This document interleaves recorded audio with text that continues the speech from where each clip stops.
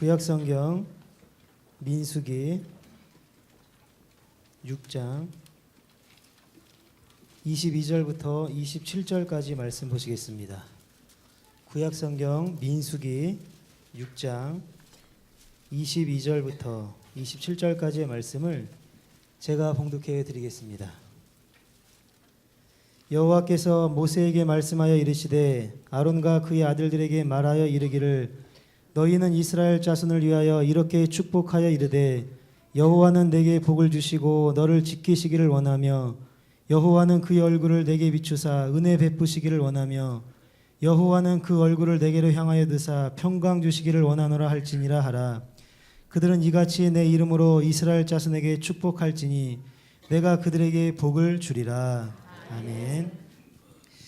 몇 년 전에 제가 운전을 하고 가다가 대형 교통사고가 난 적이 있습니다. 그래서 한 달 가까이 병원에 입원한 적이 있었습니다. 100km 속도로 가고 있었는데 앞차가 급제동하는 바람에 저는 가까스로 차를 세웠는데 제 뒤에 따라오던 차가 그 빠른 속도 그대로 제 차를 받았습니다. 그래서 얼마나 세게 받쳤던지 그 뒤 트렁크가 다 접히고 뒤 타이어가 터질 정도로 이렇게 크게 받쳤어요. 그래서 수원 아주대병원에서 입원 치료한 적이 있었습니다. 그런데 별로 다치지는 않았습니다. 사고에 비해서.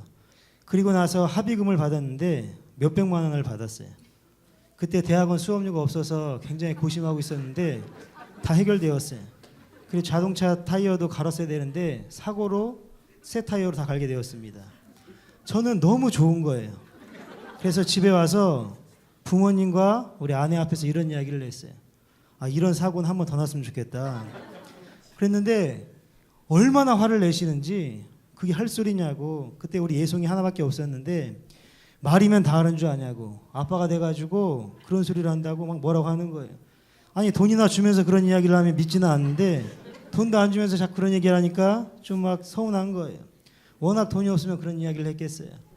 그리고 일주일 후에 생명보험을 들었어요. 이렇게 살아서 안 되겠다 해서 한 달에 한 10만 원이 넘는 돈을 냈습니다. 한 2년 정도를 냈어요. 그리고 이제 아산에서 부목사로 사역을 하게 됐는데 사임을 하게 되었습니다. 그러니까 이제 막상 수입이 없어지는 거예요. 그리고 교회에서 준 아파트도 나와야 되고 이제 관리비 이제 모든 것을 낼 수가 없는 거예요. 그리고 저희가 이제 6개월 정도로 사역을 신 적이 있었는데 개인적으로 선교하는 교회가 있었어요. 그런데 약속한 기간을 채우지 못하고 그 선교비를 못 보내주는 거예요. 다른 것보다 선교비를 못 보내줘서 너무 마음이 안타까웠습니다. 그것도 약속인데 어떻게 할까 하다가 아내랑 상의를 하고 그동안 들었던 보험을 해약하고 그 남은 선교비를 다 보내주었습니다. 그리고 6개월 동안 외출도 안 하고 일주일에 한 번 교회 가서 헌금하는 거 외에는 쓸 돈이 없었어요. 한 번은 쌀이 떨어졌는데 밥을 못 하는 거예요. 그래서 아내가 쌀이 떨어졌다고 이야기를 했는데 난감했어요. 뭐 우리야 굶어도 되지만 뭐 우리 아이들은 무슨 죄가 있겠어요. 그래서 저희 선배 목사님한테 쌀 좀 달라고 이야기했더니 이분이 쌀을 가지고 저희 집에 갖다 주면서 제 손에 5만 원을 이렇게 쥐어주고 가셨어요. 전 태어나서 누구한테 그 돈을 받아본 건 처음이었어요. 마음이 너무 아팠습니다. 그러면서 이분이 개척교회 하시는 분, 우리 담임 목사님 그 도서 사인회 할 때 천안에서 이렇게 4시간 걸쳐서 왔던 그 목사님인데 그 목사님이 개척교회를 하고 있는데 그날 나온 감사헌금 11조 헌금이라는 거예요. 참 기가 막혔습니다. 그래서 그 돈을 가지고 정말 어떻게 먹먹했어요. 그래서 제가 마음을 먹었어요. 이거 빨리 사역을 해야 되겠다. 사역을 안 하니까 내가 그동안 했던 모든 것들이 막혀버리니까 너무 힘들어서 사역을 해야 되겠다. 그리고 남에게 신세지지 말고 도와주며 살아야 되겠다 이런 생각을 했어요. 그리고 서북교회 이력서를 내고 면접을 보러 왔어요. 저는 이 서북교회에 꼭 붙었어야 됐습니다. 간절했어요. 왜냐하면 먹고 살기가 막막해서 사역을 했어야 돼요. 그리고 서울이니까 너무 좋았습니다. 그리고 이력서를 내고 담임 목사님이 어떤 분인가 페이스북 글을 다 읽었어요. 그리고 담임 목사님이 올라온 설교 인터넷에 올라온 거는 아내하고 거의 며칠을 계속 설교를 다 들은 것 같아요. 그리고 저희 아이들한테는 우유를 안 먹입니다. 왜냐하면 우유의 역습이라는 책을 읽고 우유하고 치즈가 안 좋구나 해서 안 먹였는데 이력서를 낸 이후로 아이들에게 서울 우유를 먹였어요. 너희들은 뼛속까지 서울 사람이 되어라. 그래서 서울 우유를 먹였어요. 노래를 불렀는데 복음성가나 찬송가 안 불렀어요. 조용필의 서울을 불렀어요. 그래서 서울로 꼭 가야 된다. 그리고 면접 보는 날 서울로 올라왔어요. 금요일날 왔는데 비가 내렸어요. 어찌나 마음이 우울한지 일찍 교회에 도착했어요. 제가 금요일날 왔는데 어떤 분들이 교회 나가면서 건빵 하나씩 받아 갖고 가는 거예요. 그래서 저도 면접은 나중에 보고 저 건빵 하나 받아 갖고 갈까, 배도 고픈데, 이런 생각을 하다가 지하부터 이제 계단으로 걸어 올라왔어요. 그랬더니 4층에서 청소기 소리가 나서 살짝 보니까 어떤 분이 청소를 굉장히 열심히 하시는 거예요. 얼마나 열심히 하시는지 나 정말 그렇게 열심히 하시는 분 처음 봤어요. 청소기로 다 이렇게 청소기를 하시더니 또 이렇게 걸레를 갖고 오셔서 다 닦으시는 거예요. 그래서 저 뒤에서 이제 기도를 하다가 제가 기도를 하니까 이제 이분이 청소기를 끄고 어떻게 왔냐고 물어봤어요. 그래서 제가 오늘 부목사 면접을 보러 왔는데 잠깐 시간이 남아서 기도하고 가겠다. 그러면서 이제 이 관리지사님이 계속 막 열심히 이야기를 해주셨어요. 이런저런 이야기를 해주셨는데 저는 무슨 이야기인지 이해를 못했어요. 그런데 많은 이야기를 듣고 목사님이 젊으시고 또 그 설교도 잘하시고 또 원로 목사님은 그 요양원에 계시고 성도들은 한 350명에서 400명 모이면서 지금 굉장히 좋은 교회다 이렇게 말씀을 하셨어요. 그리고 사무실에 올라가서 강도사님을 만났는데 어찌나 키가 크던지 기가 죽었어요. 또 담임 목사님을 뵀는데 처음에 얼굴을 못 뵀어요. 가슴만 보이는 거예요. 저 메뚜기 같더라고요, 제가. 그래도 잘생긴 얼굴 하나 믿고 버텼습니다. 그리고 목사님께 부탁을 했어요. 목사님, 저 좀 꼭 좀 이렇게 써주십시오. 열심히 하겠습니다. 그때 담임 목사님 표정이 네가 열심히 안 하면 어쩔 건데 하는 표정이셨어요. 그리고 다음 주까지 연락을 주시겠다고 말씀을 끝내시고 일어나자고 하셨어요. 제가 너무 간절하니까 제가 처음이었어요. 면접 보러 가서 이렇게 목사님께 말씀한 건 처음인데 목사님 기도 좀 한번 해주십시오. 이렇게 기도했어요. 그러니까 저는 너무 간절했기 때문에. 근데 목사님이 기도를 하시는데 너무 간절하게 해주시니까 막 눈물이 나오는 거예요. 그리고 꾹 참고 이제 집에 와서 이야기를 했어요. 우리가 이제 서울 갈 테니까 짐을 싸라. 아내가 물어보는 거예요. 합격했냐고. 아직 모른다고. 근데 무슨 짐을 싸냐고 엄청 뭐라고 하는 거예요. 그리고 나서 그 다음 날, 그러니까 통보를 일주일 후에 해주신다고 했는데 그 다음 날 신사동에 와서 집을 알아봤어요. 저희가 갖고 있는 돈 중에 제일 큰 집, 그러니까 책장을 다 넣어야 되니까 큰 집을 넣었어요. 그리고 나서 그 집을 이제 계약하기 직전에 일주일 후에 서북교회 그 강사라고 하면서 전화가 왔어요. 이 목사님 어떻게 말씀을 드릴까요? 하다가 뜸을 들이다가 합격하셨습니다. 이렇게 하시는 거예요. 그래서 제가 혀가 늘어지도록 감사합니다. 이야기를 했어요. 그러니 제가 담임 목사님을 뵐 때 마음이 어떻겠어요? 제가 제일 어려울 때 그리고 누구에게도 신세지지 않아야 되겠다. 사역을 꼭 해야 되겠다 했는데 부목사로 세워주신 그 목사님을 볼 때 얼마나 제가 감사하겠어요. 그래서 그 마음을 가지고 사역을 하고 있습니다. 그래서 첫 사례금을 받아서 또 다른 곳에 선교 후원금을 전해서 선교비를 전달하고 가장 먼저 했던 것이 우리 아내가 보험을 들었어요. 그러니까 그 정도 큰 보험은 아니고 3만 원짜리 보험을 하나 들어줬어요. 식사하러 집에 갔더니 귀에다 전화기를 대주는 거예요. 무조건 얘만 하라는 거예요. 내년에 했더니 보험을 들어줬다고 하는 거예요. 그래서 3만 원짜리를 들었는데 왜 보험을 들었냐 물어봤더니 혹시나 건강이 안 좋아지면 무슨 보험이나 이런 걸로 혜택을 받아야 되는데 그런데 보험이 없으니까 불안하다라는 거예요. 아이들한테도 그렇고. 그래서 뭐 죽으면 뭐 얼마가 나온다는데 뭐 이거 뭐 이렇게 들어야 된다고. 그래서 아이들을 위해서 이렇게 들어줬어요. 그래서 이게 오래 살아야 되는 건지 뭐 모르겠어요. 그래서 이제 보험을 들어줬는데 걱정이 되는 거예요. 저도 예전에는 걱정 안 했거든요. 건강에 대해서 걱정도 안 했어요. 운전을 하고 다녀도 걱정을 안 했습니다. 그런데 대형 사고가 몇 번 나니까 걱정이 되는 거예요. 운전을 하고 가면 저희 어머니는 새벽 1시가 됐든 2시가 됐든 꼭 전화를 해야 돼요. 만약에 늦은 시간에 집에 제가 돌아왔는데 전화를 안 하면 새벽 2시가 되면 전화를 해요. 잘 도착했냐고. 그럼 잘 도착했다고 하면 그때 주무시는 거예요. 걱정이 되는 거예요. 어느 때는 운전을 하고 가다가 사고가 나면 어떻게 될까? 내가 지금 어디를 향해서 가고 있는데 만약 사고가 나면 그곳에 가지를 못할 텐데 내 인생에 내가 계획하고 꿈꾸는 것이 있는데 무언가 나를 치고 들어와서 내 삶에 사고가 일어난다고 하면 그 모든 것이 물거품이 되지 않을까? 이런 걱정이 있다라는 것이죠. 여러분들도 마찬가지일 것입니다. 사람들은 걱정이 있습니다. 그러니까 무엇인가 의존하고 싶은 거예요. 사고가 난다 하더라도 그 사고의 피해를 줄일 수 있고 뭔가 보장받을 수 있는 것을 선택한다라는 거예요. 그런 근심 걱정 때문에 가장 잘 되는 사업이 보험입니다. 여러분 가정마다 보험 안 든 사람 없을 거예요. 요즘은 보험의 시대라고 이야기하고 있습니다. 여러분 그 부모님들이 안 든 것 같다고 생각하는 부모님들도 자녀들을 위해서 다 보험을 들게 되었다라는 것이죠. 그러면 한번 생각을 한번 해봐야 됩니다. 이 보험이라고 하는 것이 과연 우리의 삶을 안전하게 보장해 줄 수 있는 것인가? 그것은 아니라는 거예요. 저는 아픈 기억이 있습니다. 저희 사촌 형이 안수 집사님이셨는데 공군 중사로 제대를 하고 키도 크고 정말로 리더십도 좋고 교회 헌신을 많이 했어요. 그리고 우리 그 형제들한테도 참 잘해주었는데 이분이 사업을 하다가 정말로 잘 됐는데 어느 날 실패를 했습니다. 근데 갑자기 사업이 실패하니까 집에서 쉬고 있었는데 그 사촌의 형이 그 대전에서 피자집을 하는데 좀 와서 집에서 놀지만 말고 도와달라고 한 거예요. 그래서 야간에 배달을 하다가 오토바이 사고로 그 자리에서 세상을 떠났어요. 두 딸이 있는데 막내딸이 장애 1급이었어요.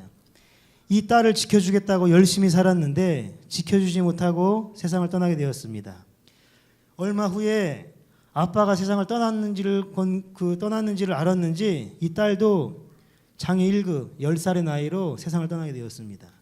저에게는 참 아픈 가슴이 있어요. 우리의 삶 가운데 불안과 걱정을 가지고 살아가는데 그렇다고 하면 우리의 삶을 진정으로 보장해 줄 수 있는 것은 무엇인가? 가장 변수 없이 우리의 삶을 안전하게 보장해 줄 수 있는 것이 무엇인가? 보험은 아니라는 거예요. 그래서 오늘 말씀을 보니까 하나님께서 이스라엘 백성들에게 말씀을 해주시게 된다라는 것입니다. 이스라엘 백성들이 출애굽을 해서 시내산에 도착했습니다. 그리고 시내산에서 하나님의 말씀, 법을 받게 되었습니다. 1년 2개월 동안 어떻게 살아가야 될 것인지 하나님께서 모세를 통해서 말씀하시고 그 모세를 통해서 이스라엘 백성들이 교육을 받게 되었습니다. 그리고 가나안 땅에 도달하기 위해서는 무슨 일이 일어날지 모르는 광야를 지나가야 했습니다. 그 광야는 그냥 카페테와 같은 좋은 길이 아니었습니다. 맹수들이 있는 곳이에요. 또 아말렉이라는 적군들이 기다리고 있습니다.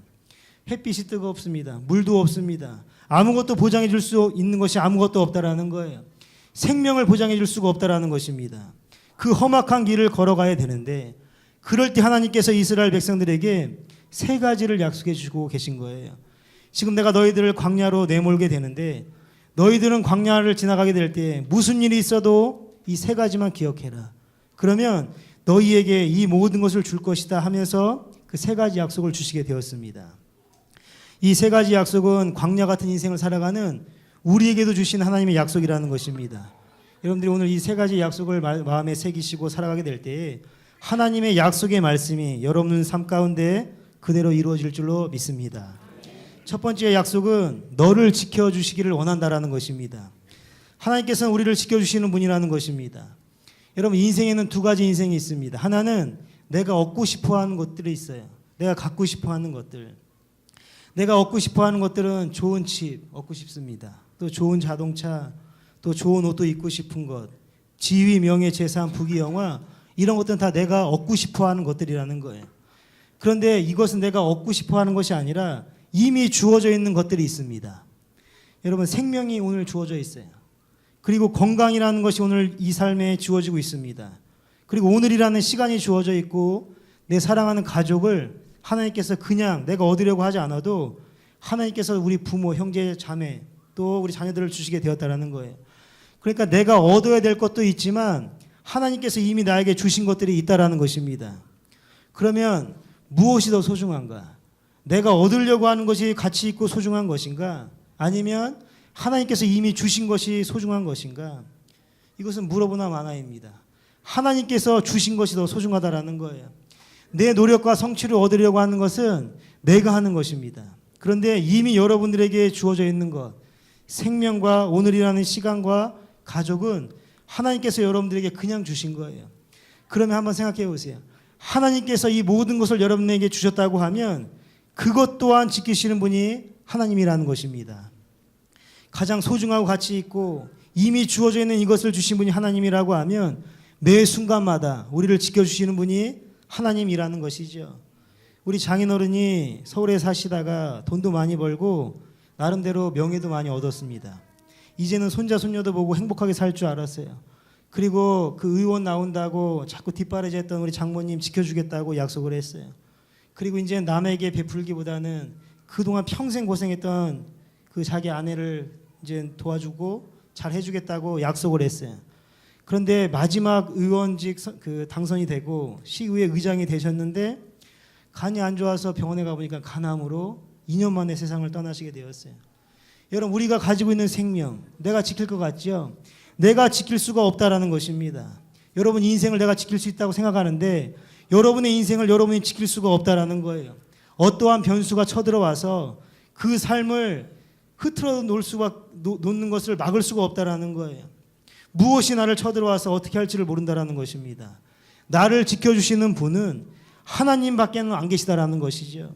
여러분, 우리의 삶을 무엇으로 지킬 것이라고 보장하십니까? 여러분, 내가 내 건강을 지킬 수 있다는 것은 교만입니다. 내가 내 정신을 지킬 수 있다고 하는 것도 교만이라는 거예요. 내 의지와 상관없이 언제 나의 정신이 나갈지 모르는 것입니다. 나의 의지와 상관없이 건강이 쉽게 날아가 버릴 때도 있다라는 거예요.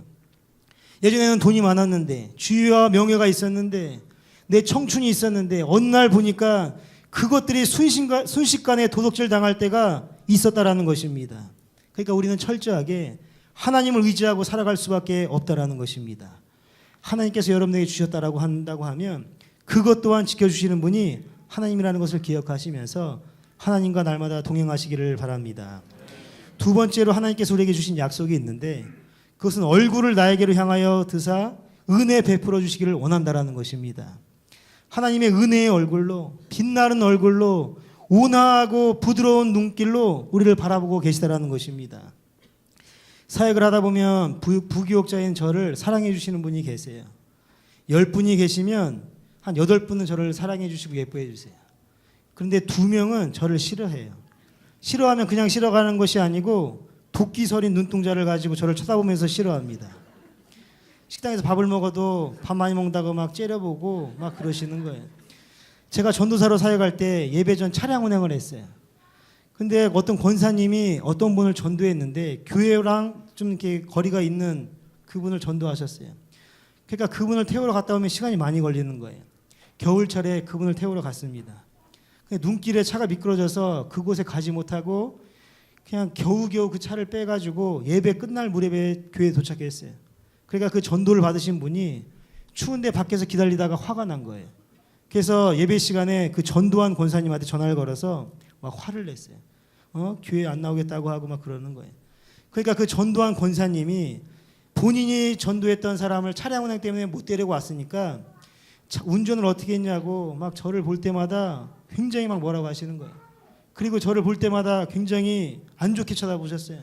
식사도 안 하시고 집에 가시고 새벽에 차량 운행하면 차가 앞에 서 있는데도 그냥 지나가시는 거예요. 인사해도 안 받아요.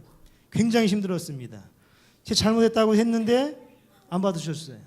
몇 달이 지나갔습니다. 너무 힘들었어요. 이거 사역을 어떻게 해야 되나. 근데 그 권사님 딸이 있었는데 딸이 가가지고 이야기를 했어요. 아니 전도사님이 뭘 잘못했냐고.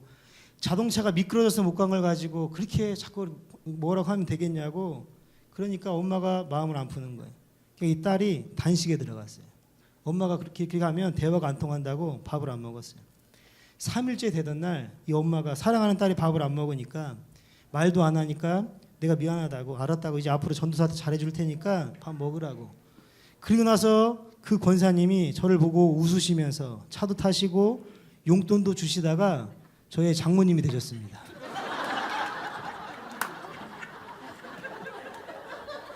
지금은 저를 굉장히 예뻐하시고 그러는데 여차하면 저를 굉장히 혼내시는 거예요. 딸 고생시킨다고. 그럼에도 이제 사위라고 인자한 눈으로 쳐다보시니까 마음은 편한 거예요. 여러분 오늘 말씀이 하나님께서 자기 백성을 향하여서 자비롭고 사랑스러운 눈길로 바라보고 계시다라는 것입니다. 여러분 이것은 엄청난 이야기예요. 전능하신 하나님께서 진노의 눈동자로 보는 것이 아니고 사랑스러운 눈동자로 바라보고 계시다라는 거예요. 이거보다 더 큰 축복은 없다라는 것입니다. 마치 엄마가 자기 아이를 바라보는 눈동자와 마찬가지라는 거예요. 엄마들이 아이들을 어떻게 바라봅니까? 여러분 손주 손녀들을 어떻게 바라보세요? 인자하게 아주 사랑스럽게 바라보잖아요. 그 아이가 똥을 쌌어요. 그럼 어떻게 하세요? 이 원수 같은 놈이 똥을 쌌다고 그 막 얼굴에다 똥을 발라요? 아니라는 거예요. 똥을 싸도 된장같이 구수하게 느껴지면서 사랑스럽게 바라본다라는 거예요. 새벽에 일어나서 떼를 쓰고 잠을 깨워도 안아주고 진정시켜주는 분이 엄마라는 거예요. 그러니까 부모님은 자녀를 바라보게 될 때 은혜롭고 사랑스러운 눈동자로 바라보고 계신데, 하나님께서 우리를 바라보실 때도 은혜로운 눈동자로 바라보고 계시다라는 것입니다. 오늘 243 여성교회 그 곱게 한복을 입고 예배를 드리시는데, 지금 노년에 이르셔서 이제 손자 손녀들을 다 보셨는데 주님 앞에서는 다 자녀들이에요. 그럼 여러분들이 가는 곳마다 누가 지켜주셔야 되냐면 하나님이 지켜주셔야 된다는 것입니다. 이것을 믿으시고 오늘도 인자한 눈으로 바라보시는 주님의 손길로 날마다 승리하며 살아가시기를 바랍니다. 저도 참 우리 아이가 너무 사랑스러워요. 근데 이제 뭐 잘 그 내색은 안 하죠. 교회 오면 집에 가면 굉장히 예쁘게 이렇게 하거든요. 정말 안고 있어도 막 부서질까봐 너무 예쁘게 안고 있는데, 지지난주에 우리 그 목사님께서 이제 우리 전사님 새로 오셔서 식사를 사주셨어요. 그래서 잠깐 기다리다가 제가 우리 아이를 안고 있었어요. 막내 아이, 한 5개월도 안 된 아이를 안고 있었는데, 우리 어떤 김 전사님이 지나가시다가 애기가 예쁘다고 머리를 막 비비면서 예쁘다고 하시는 거예요. 마치 그 배추 속 버무리듯이 막 애기 머리를 막 비비는 거예요. 아니 우리 애기는 너무 예뻐가지고 그거 사랑스럽게 보고 있는데 예쁘다고 막 비비는 거예요. 그래서 제가 아니 애를 그만 예뻐하시라고, 얼마나 예뻐하시면 이렇게 애를 막. 그래서 우리 전도사님 그 손자만 낳을 때까지 기다리고 있는 거예요. 예뻐해 주려고. 하나님께서는 여러분들을 인자한 눈으로 바라보고 계시는 거예요. 한번 생각해 보세요. 예뻐서 그렇게 하셨죠. 예뻐할 수는 있어요. 그리고 칭찬할 수는 있어요. 그런데 보호자는 될 수가 없다라는 거예요. 근데 하나님께서는 은혜의 눈동자로 보호해 주신다라는 것입니다. 얼마 전에 TV를 보니까 아들 때문에 인생 종친 아버지가 나왔어요. 어떤 아버지가 열심히 일해서 퇴직금을 받았습니다. 그리고 이제 노후를 설계했어요. 정말 열심히 평생을 일했습니다. 그 퇴직금을 받았는데 아들이 찾아왔어요. 아버지 사업을 하는데 사업이 어려워요. 돈 좀 빌려주세요. 그러니까 아들이 빌려달라고 하니까 어떻게 해요? 그 노후의 생활을 잠시 뒤로 하고 그 퇴직금을 아들에게 다 빌려줬습니다. 그러면 잘 될 줄 알았는데 얼마 후에 또 아들이 찾아왔어요. 아버지 그거 가지고는 안 돼요. 조금만 더 빌려주세요. 저 죽게 되었어요. 아버지가 어서 빌릴 데가 없으니까 은행에서 융자를 얻어서 빌려줬어요. 또 잘 됐으면 좋았을 텐데 잘 안 됐어요. 그러니까 이제 아버지가 마지막으로 빌릴 데가 없으니까 사채까지 얻어서 돈을 아들에게 빌려줬습니다. 그런데 이제 아들이 그 돈을 가지고 사업을 해서 어느 정도 기반을 잡게 되었어요. 그런데 이 아버지는 노숙자가 되었습니다. 그래서 거리로 나가서 집도 없이 살아가는 거예요. 그래서 기자가 그 아버지에게 인터뷰를 한 거예요. 아니 아들하고 통화 안 해봤어요? 통화해봤죠. 그랬더니 아들이 뭐라고 해요? 아버지 어쩔 수 없잖아요. 제가 어떻게 해요? 그러더라는 거예요. 그래서 만약 다른 사람이 그렇게 했으면 어떡하겠어요? 자기의 평생 벌어놨던 그 퇴직금을 빌려갔어요. 근데 안 갚는 거예요. 자신의 노후의 마지막 인생, 황혼의 꿈을 묵사발 만든 그 사람 어떡하겠어요? 돈 좀 다시 달라고 하니까 어쩔 수 없잖아요 하면 어떻게 나오겠어요? 근데 그 사람이 아들이니까 그냥 넘겨주는 거예요. 그리고 마지막 물어봤습니다. 아버지의 희망이 무엇입니까? 소망이 무엇입니까? 물어봤더니 이 아버지가 이야기하기를 저는 이렇게 됐으니까 우리 아들이나 잘 됐으면 좋겠습니다. 이렇게 말하더라는 거예요. 여러분 자식이 무슨 일을 했던 무슨 짓을 하였던 아버지가 아들을 바라보는 관점은 변함이 없다라는 것입니다. 그 아들이 어떠한 일을 하였던 아들을 바라보는 그 온화한 눈빛, 사랑의 눈빛은 변함이 없다라는 거예요. 마찬가지라는 것입니다. 우리가 주님 앞에서 부끄러운 모습이 있을 때가 있다라는 거예요. 잘못할 때도 있다라는 것입니다. 근데 하나님께서는 그 은혜의 얼굴을 바꾸지 않고 날마다 우리의 삶 가운데 온화한 눈빛으로 우리를 바라보고 계시다라는 것입니다. 여러분 이 사랑을 깨달으셔야 된다라는 거예요. 이 세상에 하나님이 나를 사랑한다는 것을 안다고 하면 무엇이 힘들겠어요? 지금까지 깨닫지 못하셨다면 지금 깨달으시기를 바랍니다. 하나님께서 여러분들 향하여서 사랑의 눈동자로 자비의 눈동자로 바라보고 계시다라는 것을 지금 이 순간 믿으시기를 바랍니다. 어느 순간에는 내 이름은 잊어버려도 됩니다. 내 가족의 이름은 잃어버려도 된다라는 거예요. 그런데 하나님께서 나를 사랑하고 계시고 나를 지키신다라는 것은 절대로 잃어버려서는 안 된다라는 것입니다. 이러한 은혜가 여러분 삶 가운데 임하시기를 바랍니다. 마지막으로 하나님께서 약속하신 것이 우리에게 평강 주시기를 원한다라는 것입니다. 오늘 26절을 말씀을 보니까 여호와는 그 얼굴을 내게로 향하여 드사 평강 주시기를 원하노라 할지니라 하라. 평강을 주신다라는 거예요. 미국 샌프란시스코에 금문교가 있습니다. 다리 건축물 중에서는 최고로 웅장하고 아름다운 그리고 가장 오래 걸려서 지은 건물이었습니다. 어마어마한 건축비가 들어갔어요. 그 금문교를 지을 때 그 아름다운 뒷면에는 수많은 사람들이 죽게 되었습니다. 100명이 넘는 사람들이 공사를 하다가 죽었어요. 공사를 하다가 1년에 23명이 떨어져서 죽었습니다. 그래서 고심을 했어요. 어떻게 해야 되나? 고심 끝에 내놓은 방법이 다리 밑에다가 안전망을 설치하는 거였어요. 그리고 안전망을 설치하니까 공사가 20% 빨리 진행되더라는 거예요. 그런데 더 놀라운 것은 그 해에 한 명도 죽지 않았다라는 것입니다. 그리고 더 놀라운 것은 한 명도 떨어지는 사람도 없었더라는 거예요. 안전망에 걸리는 사람도 없었더라는 것입니다. 그러면 그동안 사람들이 왜 떨어져서 죽었는가? 평정심이 깨졌기 때문에, 불안하니까, 내가 일하다가 떨어지면 죽을 수밖에 없다고 두려운 마음 때문에 일하다가 떨어져서 죽은 사람이 많다라는 것이죠. 근데 안전망이 있으니까, 떨어져도 안전망에 걸리니까, 마음이 평안하니까, 나를 보호해준다는 것이 있다고 생각을 하니까 떨어지지도 않고 그 공사가 빨리 진행되게 되었다라는 것이죠. 우리 마음속에 있는 것, 평안함, 이 평정심이 깨지게 되면 아무것도 안 된다라는 거예요. 사람들이 가지고 있는 잠재력, 그 모든 진 면목이 드러나기 위해서는 마음이 평강이 유지되어야 된다라는 것입니다. 그래서 무릇 지킬 만한 것과 너의 마음을 지키라고 하신 거예요. 우리 마음속에 평강이 있으면 누구를 만나도 즐거운 거예요. 세상에 아무리 풍랑이 일어난다 할지라도, 거친 파도가 몰아친다 할지라도 내 마음이 흔들리지 않으면 끄떡없는 것입니다.